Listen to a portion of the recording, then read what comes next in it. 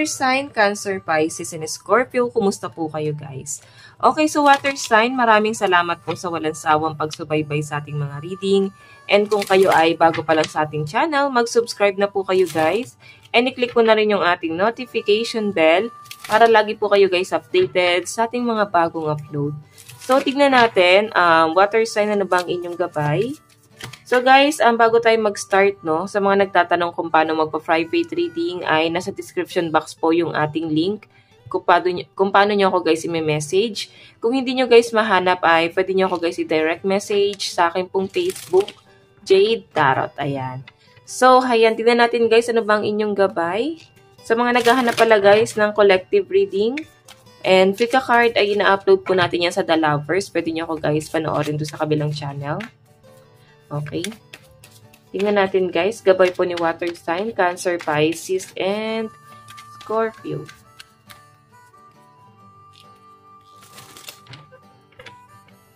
Okay. Water sign. So guys, meron po tayong knowing.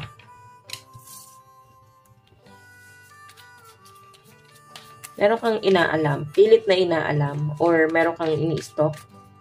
Pwedeng nararamdaman mo na, pero I think dahil nga na-immune ka dun sa pakiramdam na yon, sa pinapakita sa akin water sign, wala ka nang ma-feel. Kasi parang immune ka eh. Okay? Pwedeng lagi mo kasing nararamdaman hanggang sa parang ayaw mo maging bias sa pakiramdam mo na yan.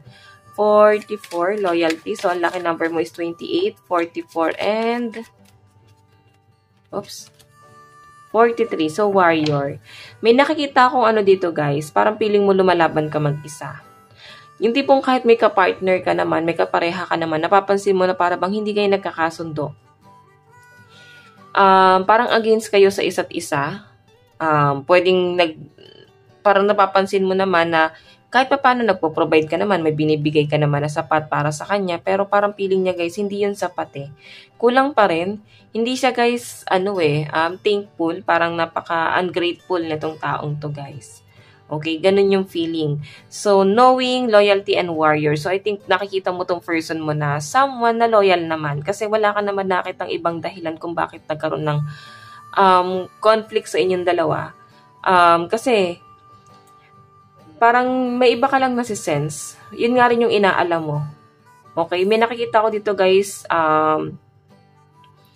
parang di nga kayo nagkakasundo, oh. Parang feeling mo siya yung kalaban mo rito.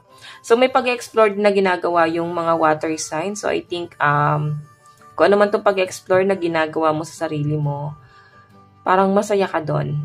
Okay? Hindi ka pa ready sa higher commitment sa ngayon. Kung ready ka naman, tinatanong mo is past person. Okay? Kasi may nalam ka pa eh. Pwede siya yan, guys. Ini-stalk ka niya. Okay. So, tingnan natin water sign. So, yan, ulitin natin. Ang lucky number mo is 28, 44, and 43. Tingnan natin.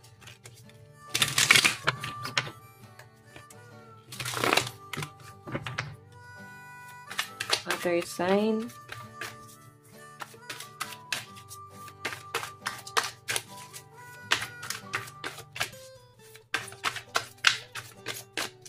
Meron tayong King of Cups. Meron tayong King of Swords. Marami ka daw makakaano ngayon, makakausap, transaction tong nakikita ko guys. And marami ka daw magiging option. Siguro meron kang gustong bilhin, water sign, pero syempre nagka-canvas ka pa, no? So, I think inaaral mo pa dun sa iba. So, marami ka magiging option dito guys, okay? Tama naman tong ginagawa mo, mag-canvas ka, aralin mo muna kung sure ka na ba dito sa bagay nito or baka mas makasulit ka sa iba. So, marami kang magiging transaction eh. Marami kang makakausap dito. Ayan, sa pinapakita sa akin guys. 9 of Cups, ito guys ay wish come true, your dreams become reality. So, isa sa mga hinihiling mo water sign ang pwedeng mangyari or magkatotoo na.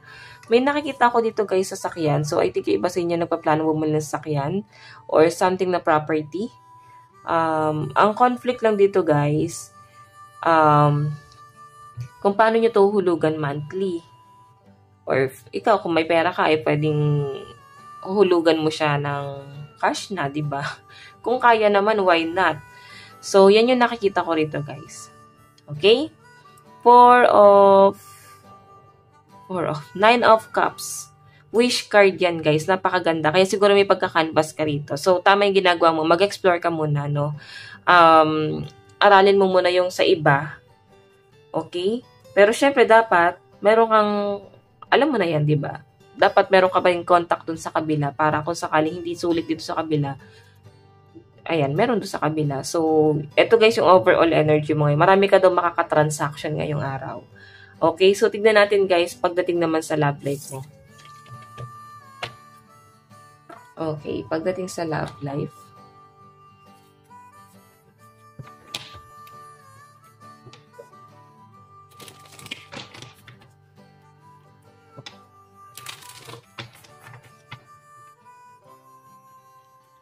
Sa love life naman po ni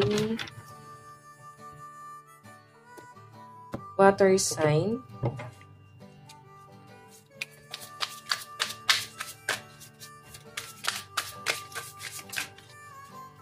Water sign, Cancer, Pisces, and Scorpio. Pagdating sa love life mo.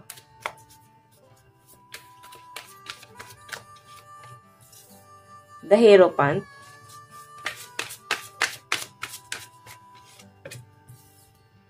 Nine of Wands.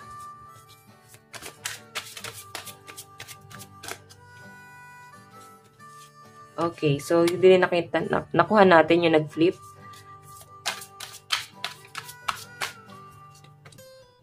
Okay, Wheel of Fortune. So guys, may nakikita ako pagdating sa love life mo. Meron kang tinitignan dito na isang tao, maaaring kinausap mo na siya or kinausap ka na niya. Basta may settlement naman, may pag-uusap naman na para bang end na. Maaari rin kasi guys na itong taong to nagbibigay din ng motibo sa'yo. Okay, kasi ito may pagbibigay. So, binibigyan ka niya ng atensyon. Nakikita mo na para bang parang may gusto pa siyang mangyari. Siguro ex mo itong tinatanong mo. Okay, binibigyan ka pa niya ng atensyon or pwedeng binibigyan ka pa rin niya ng, alam mo, parang apektado pa rin siya rito, guys. Though, nag-usap naman na kayo dito na parang sinasabi na etong relationship natin, ganito na, over na, ganyan. May settlement naman, so I think hindi lang niya, guys, matanggap. Hoping pa rin Wheel of Fortune. Water sign, no? So, I think itong person na to ay gusto pa rin niya ng, ma-work out pa rin tong relationship na to. Nanghihingi pa rin siya ng attention sa inyo, water sign. Or gusto pa rin niya ng attention mo. Okay? So, nasa yan kung bibigyan mo ng attention yung taong yan, guys. Tignan natin, guys, ang inyong love advice. Love advice. Meron po tayong wedding. Siguro nagplano kayo, may pag-uusap sa inyo ng person mo, or pwede engage kayo, tas hindi, guys, nangyari. Hindi natuloy. Iba sa inyo, guys, literal na kinasal. Pwedeng husband mo or wife mo. Pwedeng asawa mo yung tinatanong mo. So, tingnan natin love advice. Meron tayong past life relationship. Diba? Ex mo to. Deception. Ito lang guys, yung hindi mo matanggap. Okay sana pwede nyo pang i-workout. Pero parang may iba kasing na-involve sa side niya. Okay?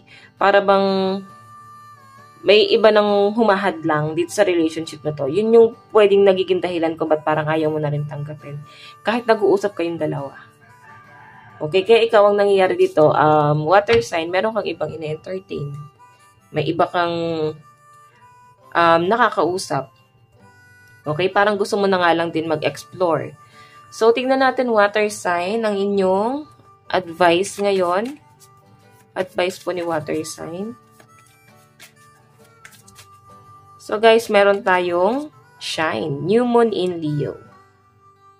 Diba? So, yung mga bagay na hindi mo na kontrolado or hindi mo na, parang wala ka ng pakialam. Mga bagay na nirelease mo na, hindi mo na yan gusto pang balikan, no? Ang gusto mo lang dito mag-grow, mag-improve ka. Ganon. Parang gusto pang mag-focus na lang sa stability mo.